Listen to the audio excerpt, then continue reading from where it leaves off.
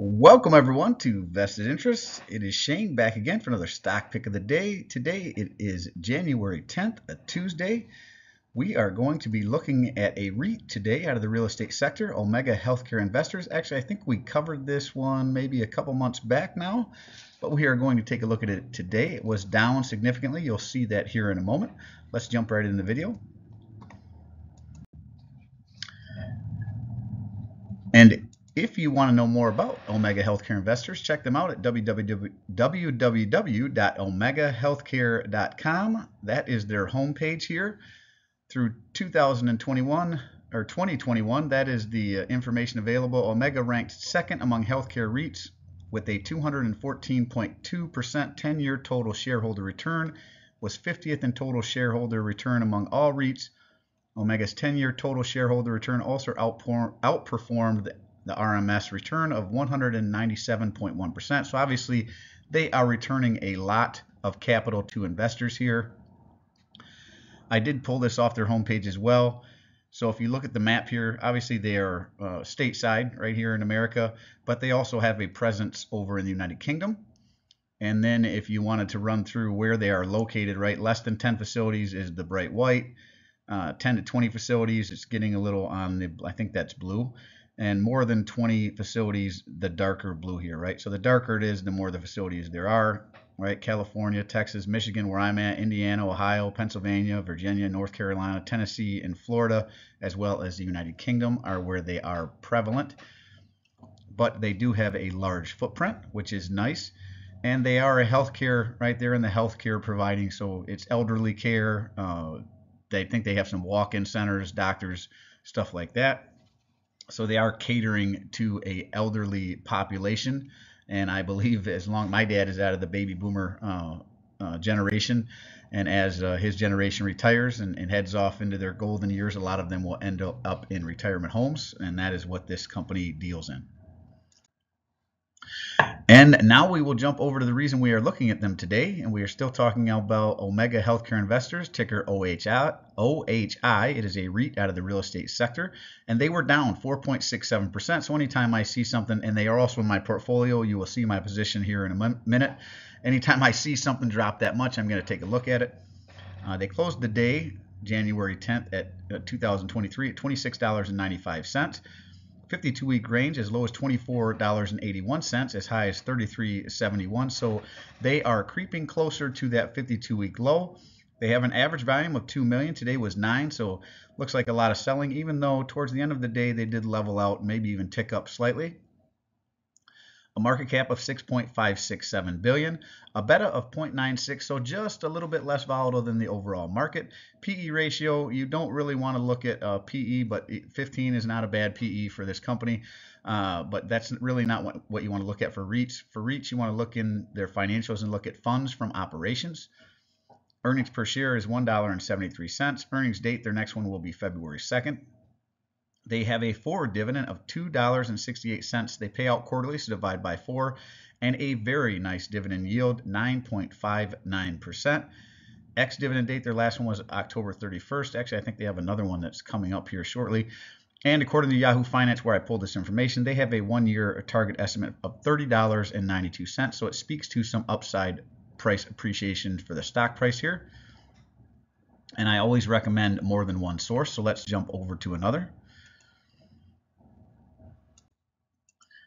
StockAnalysis.com is another one I like to look at. I am not affiliated with StockAnalysis.com or Yahoo Finance, just a couple of the sources that I like. Obviously, there are other ones out there. Pick the ones that you like, but always make sure you are looking at more than one source for your information so you can make sure that the information you are getting is accurate. Now, according to the 19 stock analysts that StockAnalysis.com has had take a look at this, they call it a consensus hold. Now, I'm going to be perfectly honest.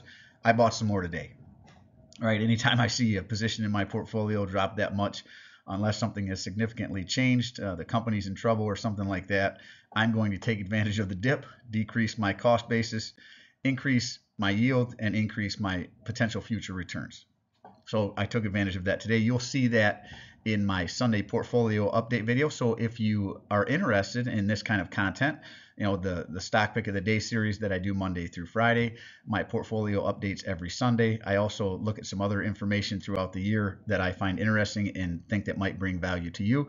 So again, if you're interested in that kind of information, go ahead and like this, drop down below, hit the like button, share with anyone you think that might find value in the content. Drop a comment. Let me know what you think of Omega Healthcare Investors.